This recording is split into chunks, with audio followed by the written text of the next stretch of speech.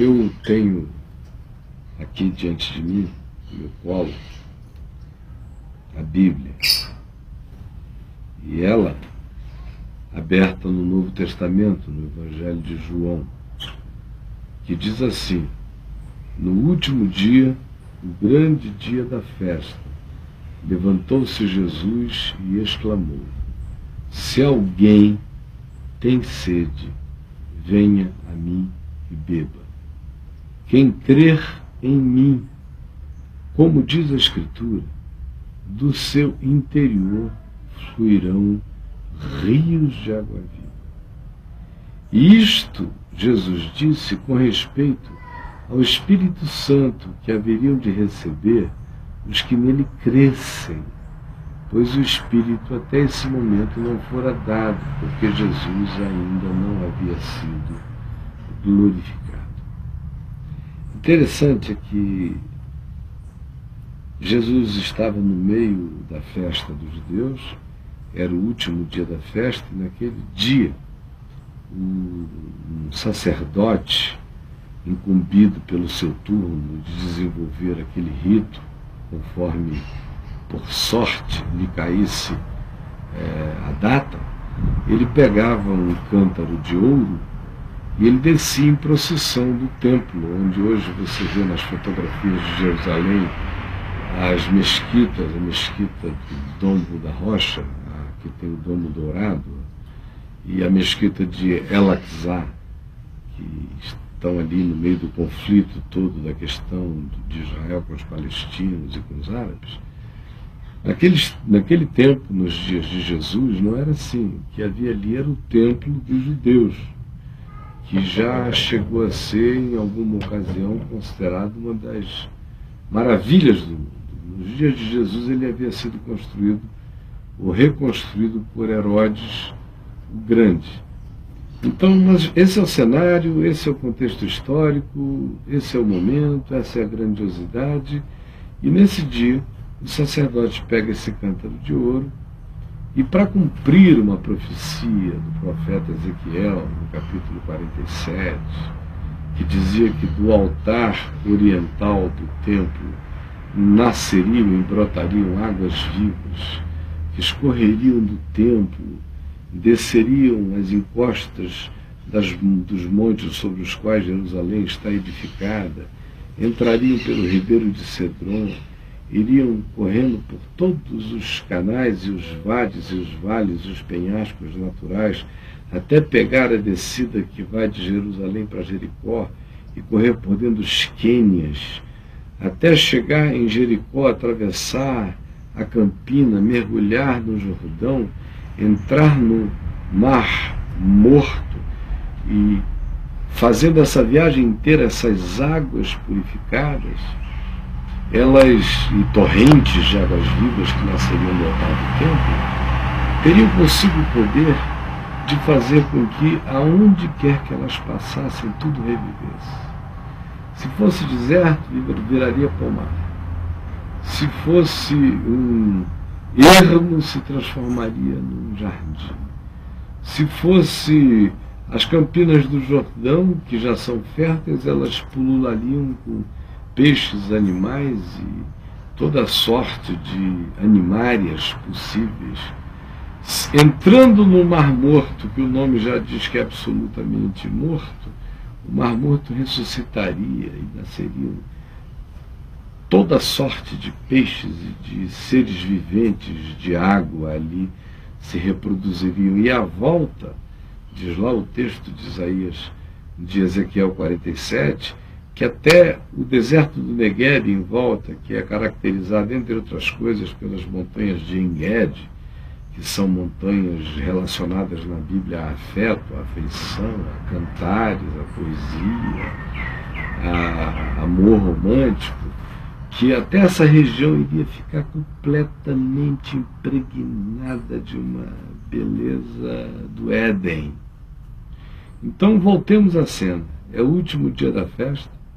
O sacerdote acabou de pegar o cântaro, descer com a procissão, foi até o poço de Siloé, 2,5 km descendo, 2,5 km subindo, chegou de Siloé e veio até a esquina oriental do templo e derramou a água.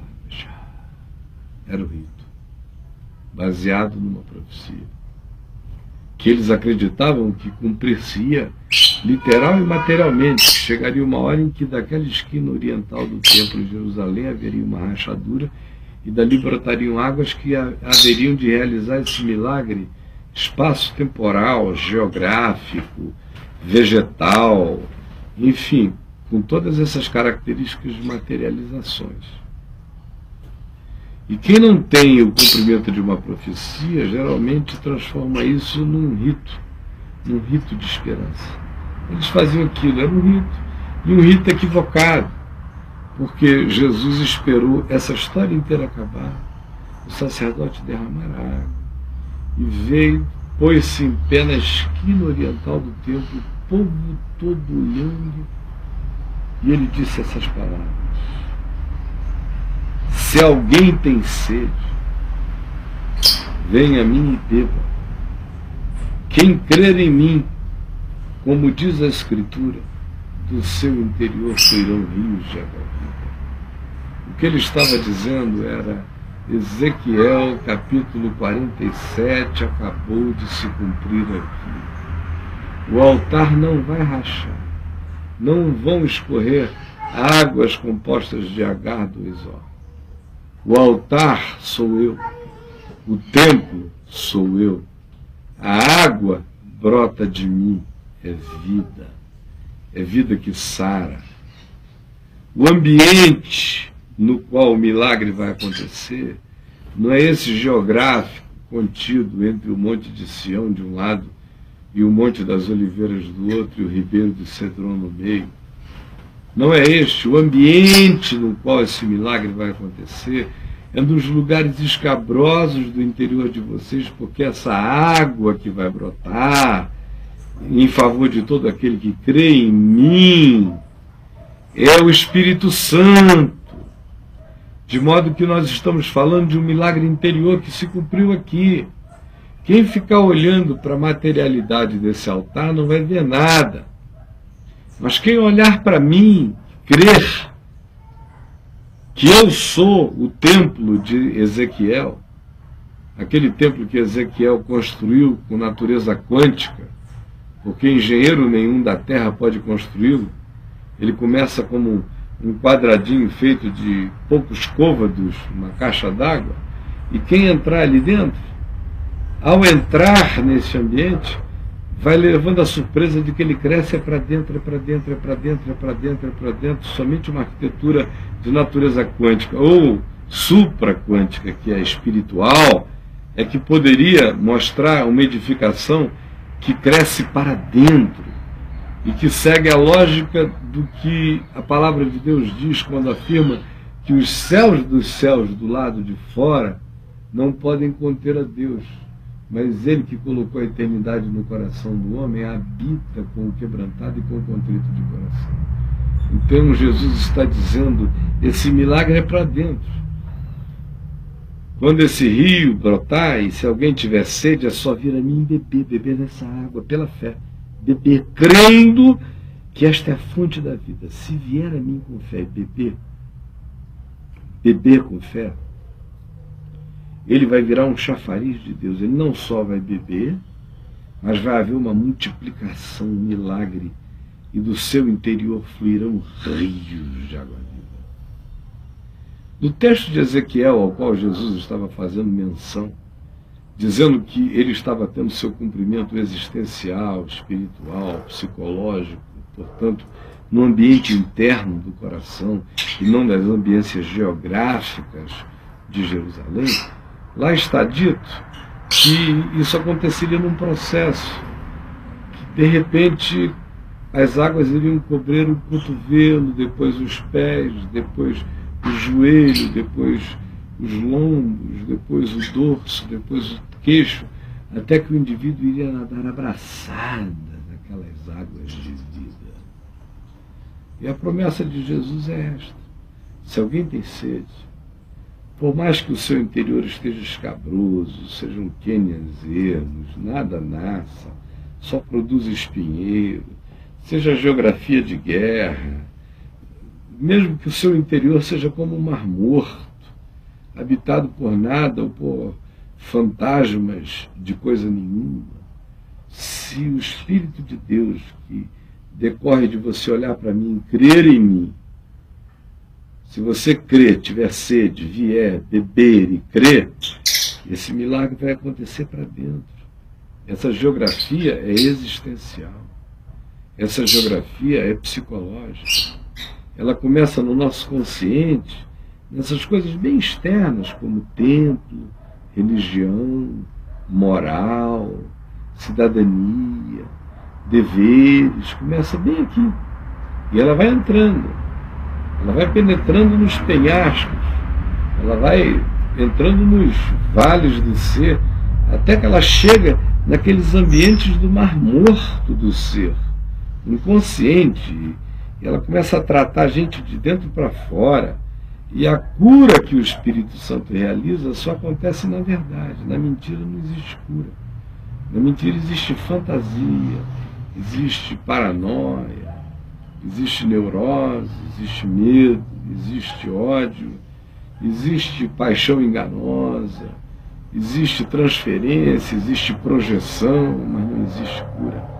Cura só existe na verdade. É por isso que Jesus usa aquele momento que estava todo atrelado a Ezequiel 47, espera o sacerdote cumprir aquele rito inteiro, na esperança de uma coisa que ele cria que aconteceria para o lado de fora. E Jesus espera, termina e diz: olha, cumpriu-se agora. Eu sou o templo que cresce para dentro. Eu sou o altar de onde fluem essas águas.